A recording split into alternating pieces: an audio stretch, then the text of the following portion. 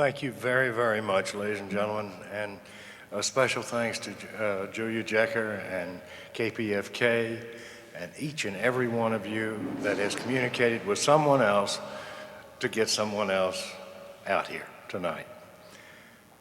I have special thanks very deep in my heart to Roseanne Barr and Dr. Colin Ross, who I have admired since the early 90s when we met in his office.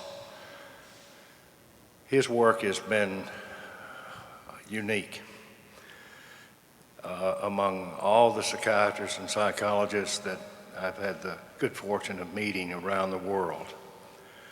Dr. Ross's work stands out as unique. He has taken on something that would, in essence, destroy the career of most psychiatrists. However, he knew that this information had to come forth, and it had to come forth from someone with academic credentials. I lacked those academic credentials. My experience was firsthand. And what Dr. Ross outlined for you all tonight in his presentation were some of the doctors, and some of them I know and knew very well. I was not aware of some of the things that Dr. Ross was outlining that they were doing, and while others later on I was aware.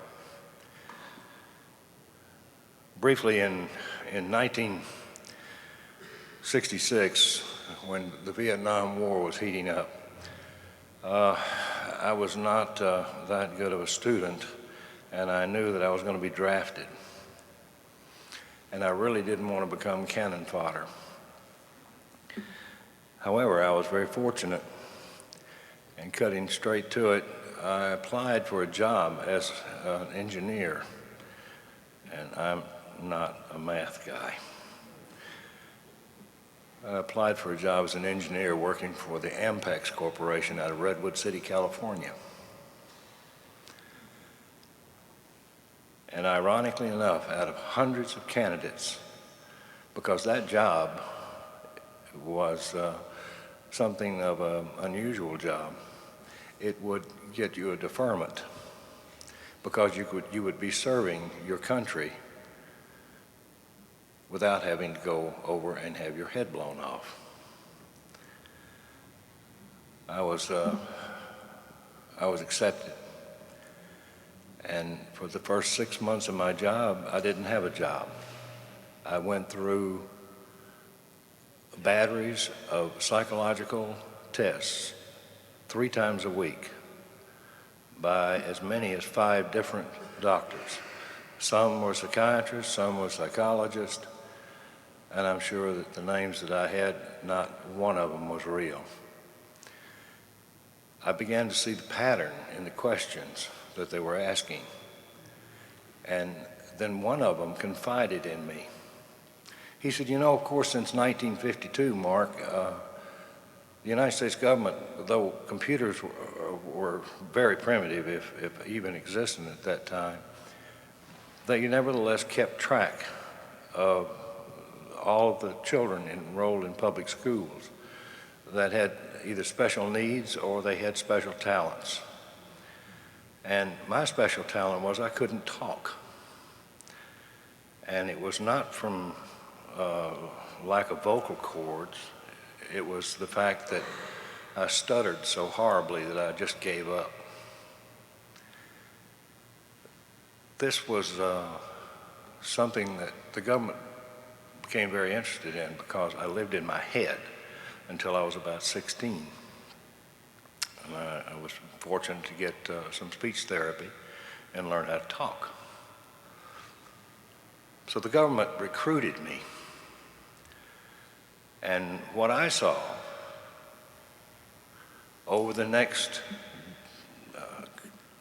couple of decades and a half was not really anything that would turn the stomach of any person in this room. As a matter of fact, you would have been proud, most likely, to have had the opportunity to have been in the position that I was in. I worked at some of those places, Tulane, and when he mentioned Emory, I was on the Emory campus. I was on the part of where the Yerkes Primate Center was. I wasn't in the other part that Dr. Ross was referring to. I never saw that part. I went over to the CDC. Can you imagine wanting to go to the CDC because they had really good lunches? They really did. I was working at the Yerkes Primate Center. I was working in state and federal penitentiaries. My job really in the very beginning was nothing more than a bag man. Ampex was providing the equipment and the videotape, and they were videotaping experiments, behavioral modification experiments. They were taking incorrigible prisoners, people with brain damage, and using a psychological and electrochemical approach, no high voltage to the brain, very low voltage, if at all. And there were some chemicals used, and it altered the people's brain chemistry to where they became normalized. And these people, for the most part, had been institutionalized, if not most of their life, all of their life. It was an incredible thing, and the doctors that I worked with, even some of them had come over on Project Paperclip, they believed, as I did, that by the year 2000, our penitentiaries and our mental institutions, for the most part, would be emptied out. What we saw and what we were involved with had nothing to do with torture. Now, torture has become mainstream. And the most horrifying, frustrating thing that I can imagine is why there's even a discussion about it being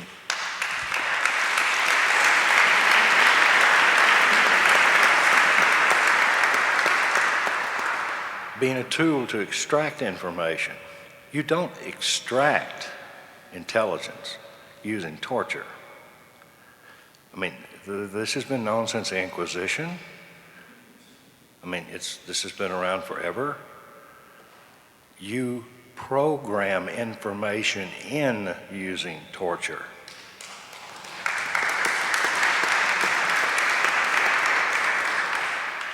Those people that are on your TV sets advocating torture, Cathy named in her testimony that we provided both houses of Congress, intelligence oversight committees. And by the way, I do have some sympathy for them. Very recently, the head of the Intelligence Oversight Committee, I just can't say her name, I just can't do it. Nancy Pelosi. I did it. Nancy Pelosi stood up or sat down before the cameras, and for the first time I saw a politician be 100% honest. And I almost fainted. She said that the Intelligence Oversight Committee was a joke. It was a joke because of the 1947 National Security Act, the same National Security Act that was imposed upon our case in open court. She went on to say to her interviewer, she said, it's a joke because we're supposed to be the oversight committee. We all carry the proper clearance to look at what could be something that's terribly wrong or has gone wrong, to review as oversight those projects that the intelligence community and the Department of Defense have been working on or have been involved with. She said, all we see is black ink.